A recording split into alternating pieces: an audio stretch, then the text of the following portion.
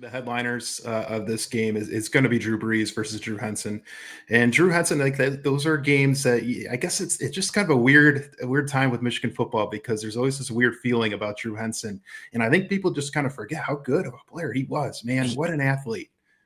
Again, physically, he was like, there's a reason Tom Brady wasn't on the field 100% of the time at Yeah, Michigan, because Drew Henson was just physically just a dude coming out of Brighton High School, and in football and baseball. Like, he had an opportunity. He got drafted by the Yankees in baseball, right, and then ended up playing for the Cowboys in the NFL, and a bunch of other teams. But yeah, he was just a dude. And so, and he put up some good numbers in college, and this was he played well this game too.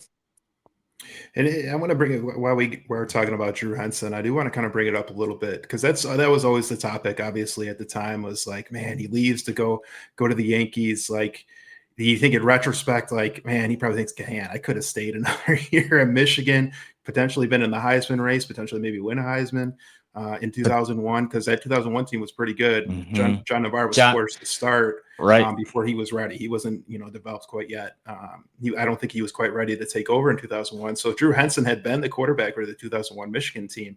Who knows how far that team could have gone and what type of stats Drew Henson could have put up and where that would have put him in the NFL draft. He theoretically could have been the first pick overall. Yeah. I remember that. I remember that talk, and it's also, I guess, you could argue, like, it goes to show you how hard it is to be a Major League Baseball player, right? Because he was so good. And again, in high school, as a senior in high school, he set many records, and I want to say, like, he had the most career grand slams, I think, in the country, right? Yeah, just a freak. But I mean, looking back on it, like, I'm sure there are interviews out there where he's probably talked about that, right? Like, maybe I should have done this differently. But it's also one of those things. If you like baseball better, you like baseball better. You know what I Yeah. mean? And you're playing for the Yankees. I mean, And you're playing for the that's Yankees. tough. I mean, That's tough to turn down.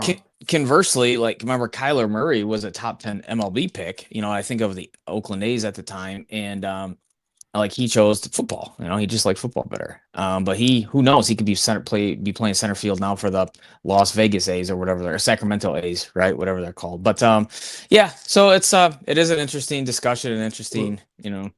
yeah, the other part of it too is that it was guaranteed millions of dollars with the Yankees, right? Yeah. Right off the bat, you're signing, I forget how much exactly it was, but it was, I'm sure it was a couple million, signing a contract for that, where you're not getting anything in college. Where if it was now, he would be making more money For sure. playing for the University of Michigan in potentially in the 2001 year, as opposed to going to play Major League Which Baseball. which which is wild. Which is gonna it'll change a lot for a lot of kids. Obviously, it already has. Yeah, it changes your Just decision making. just yeah, If crazy. if money was the factor, which I think it had to have, it had to have been a I'm sure factor. it I don't would, know if it was the right? main factor, but it had to have been a factor. I'm And I, now I you figure if NIL like it is now was back then, no he doubt. would have been making a lot more money to be the Michigan M- quarterback. Michigan boosters would have taken care of him, Yeah, right? Let's just say that. yes, Yeah, yeah, yeah. absolutely.